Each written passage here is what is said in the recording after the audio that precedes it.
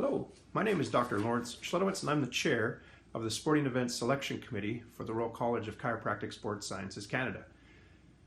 In addition to myself, there's two other members of the committee, Dr. Brian Seaman on the east coast of Canada in Halifax and Dr. Jim Verners on the west coast of Canada in Victoria.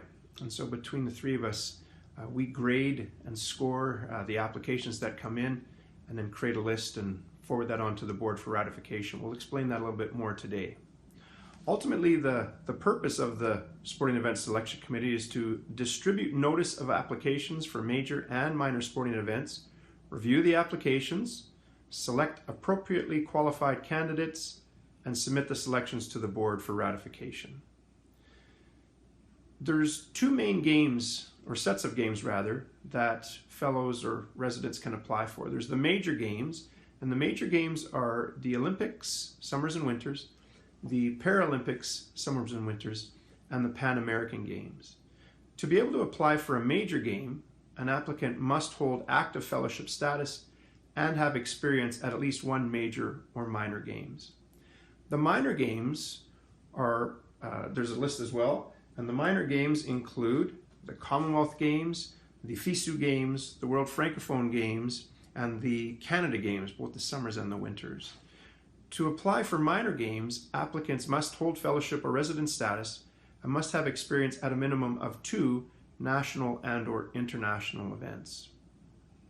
I think that's an important thing to clarify for members when we are applying.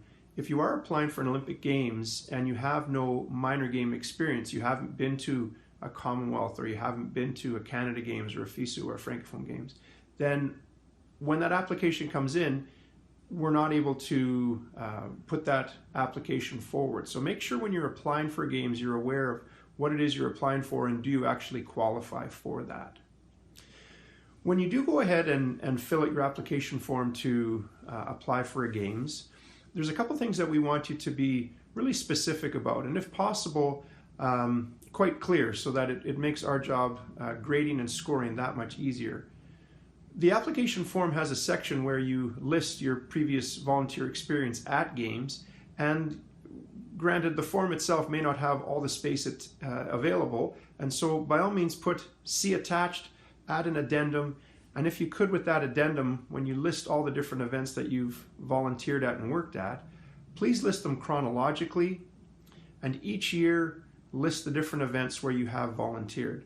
Some members each year repeating they work at the same event, and so on their application they might put, for example, Manitoba Marathon 4 times.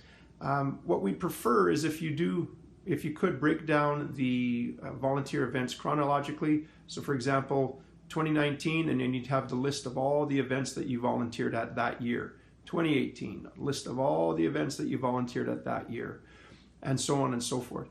Yes, it is a little bit more work to create that initially, but once you have created that document for yourself, arguably the only thing you have to do at that point is update it as the years go on. So yes, it's a little bit more work, but it makes scoring the application that much easier, and we want to make sure we're not missing anything as we do score the application.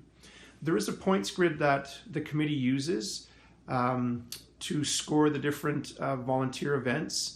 Olympics and major games get more points than the minor games, and the national and provincial level games, local games get less points. Things like training camps, so a training camp with a national level team or an NSO, we don't give points for a training camp. It may weigh into, it might speak to the fact that you have experience with different sports if you have attended a number of different training camps, and that might bode well for your application. But by the same token, there isn't any points, or there aren't any points that we give in those situations. There's ultimately 2 ways to attend an Olympic Games or a major games or a minor games for that matter. Say for example with Team Canada. One is through the application process that's run through the Royal College. The second way is with an individual sport or an individual NSO. And in those cases, the committee doesn't play any role in whether or not the member is selected by that sport to go to a games. That's all just through the sport itself. I'd also like to clarify that neither the committee nor the board for that matter, makes the selection of who actually attends the games. Those decisions are made entirely by the sport governing body, the Canadian Olympic Committee or the Pan Am Game Society as an example. The committee creates the list based on the scored applications.